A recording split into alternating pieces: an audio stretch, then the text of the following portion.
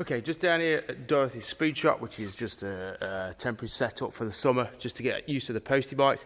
I'm here with a couple of bikes, which inadvertently kind of sum up where we are with the adventure sector, and I think make two good counterpoints as to which way we're going. On the one hand, we've got the Triumph Tiger GT Pro, so this is a new bike, the 888cc new triple with the new firing order to make it resemble a twin. This is the all singing, all dancing road going version with the semi-active suspension, cruise control, heated grips, heated seat, front and rear, LED lights, new Brembo brakes, obviously LED headlights. What else? We've got a quick shifter on it. We've got a fancy TFT screen, which takes 12 seconds before you can check what fuel level you're on, which is a little bit frustrating. Full set of buttons, and you've got a joystick, we've got cruise control, got all sorts of toggles and things, and there you can see we can select, I'm pressing the indicator, so you can set, so we're on preload for a rider with pillion, rider with luggage, rider with pillion and luggage, and then we can go up and set the on-road damping, so from soft comfort to normal to sport, which the semi-active only operates the rear, only adjusts the rear. The front is non-adjustable for preload, and it's just got a rebound and compression adjustment at the top of the forks. Price of this, £12,800. So as I say, it's like the all singing, all dancing road going version. I was out on it last night. You know, it's not a bad bike. Didn't blow me away. I've got to be honest. It's good. It's competent. It's pretty quick. It's pretty comfortable. It handles pretty well, but it does a lot. It's difficult to, justify that sort of money, nearly 13 grand on a 900cc mid-capacity bike, especially when my Guzzi V85 TT was £3,000 less.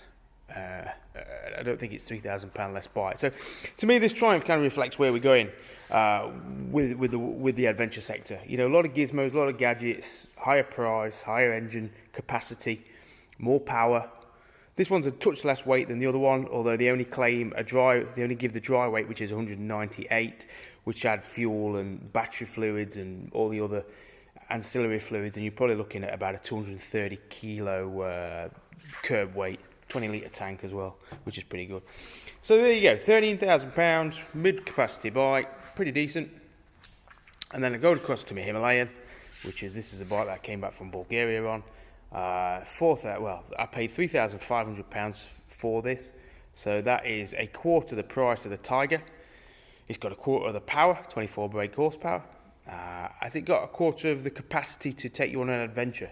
And I think that's kind of my point, or the place to reflect on with this, because to me it's not perfect. It's got niggles. Royal Enfield keep failing to address the niggles, or they do so slowly and without any real acknowledgement of the niggles that it gets frustrating.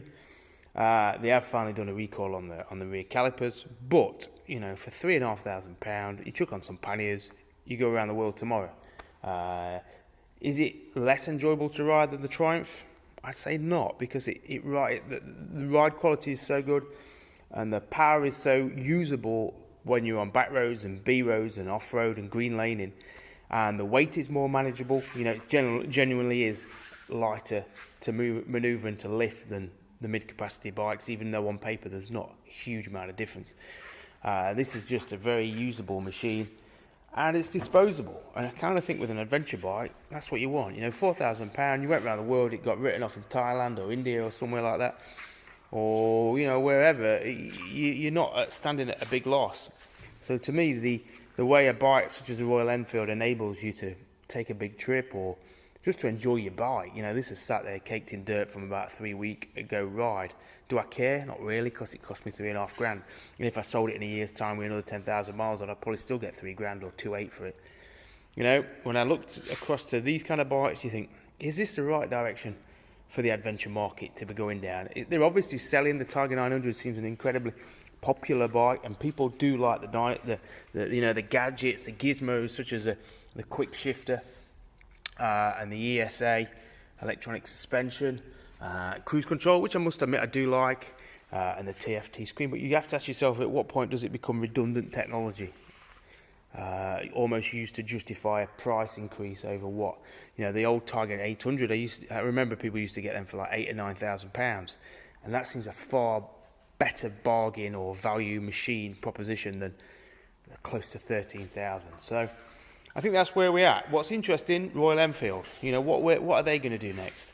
I know when I've talked to people at Royal Enfield before, they're talking about TFT screens potentially for the next Himalayan and new technology, and you kind of think, is it the right direction for Royal Enfield to go into it, sort of try and mimic the Tiger, to try and do a Royal Enfield Tiger, to push the Himalayan upmarket?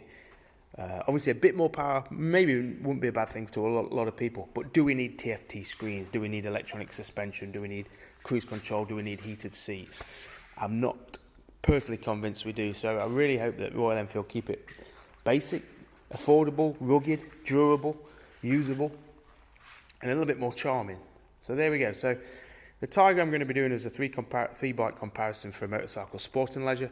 That's against the Moto Guzzi V8 5TT, which is my own bike, and also a V-Strom 1050 XT by Suzuki. So that's 3 bikes, and I should be putting that up online soon.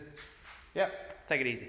And if you want to come down and ride some postie bikes, come down to Dorothy's Speed Shop. All right, take it easy. Bye.